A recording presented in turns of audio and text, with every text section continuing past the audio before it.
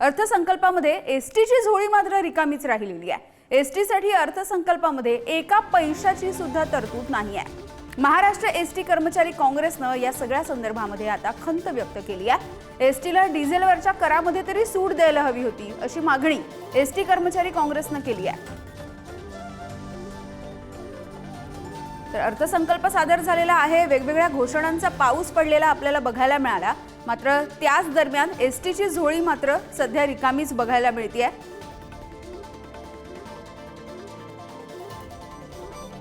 आणि याविषयी बोलूयात। महाराष्ट्र राज्य एसटी संघटनेचे संदीप शिंदे आपल्यासोबत जोडले गेलेले आहेत। संदीपजी, काय नेमकी प्रमुख मागणी आहे? कारण अर्थसंकल्पाच्या वेळेला आपण बघितलं तर वेगवेगळ्या क्षेत्रासाठी वेगवेगळी तरतूद होती, घोषणांचा पाऊस बघायला मिळाला, मात्र एसटी साठी विशेष काही दिलं गेलं नाही, म्हणजे काहीच दिलं गेलं नाही अशी तुमचं म्हणणं आहे। आणि तुमची मागणी नेमकी काय आहे आता? हो, बरोबर आहे आपलं म्हणणं। कारण राज्य सरकारचा जो आता पुरवणी अर्थसंकल्प सादर झाला, या अर्थसंकल्पामध्ये अनेक घटकांना अक्षरशः घोषणांचा पाऊस पाडला गेला। मात्र जो एसटी कर्मचारी अहोरात्र दिवस रात्र ऊन पावसात काम करतो, या महाराष्ट्राची सेवा करतो, रोज 65 लाख लोकांना प्रवाशांची सुविधा देतो, ते एसटी कर्मचाऱ्यांच्या झोळीत मात्र काहीही टाकलं नाही अशी अवस्था आहे। खरं तर एसटी कर्मचाऱ्यांना राज्याच्या मुख्यमंत्र्यांनी, माननीय उपमुख्यमंत्र्यांनी राज्य सरकार एवढं वेतन करण्याचं प्रॉमिस केलेलं आहे। मागच्या आंदोलनामध्ये त्यांनी तसं वचन दिलेलं आहे। असं असताना सुद्धा एसटी साठी आज नव्या गाड्या नाहीयेत।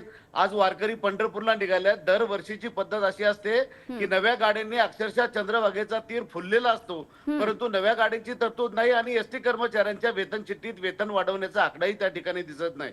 आणि म्हणून घोर निराशा एसटी कर्मचाऱ्यांची या ठिकाणी या अर्थसंकल्पामध्ये झालेली आहे।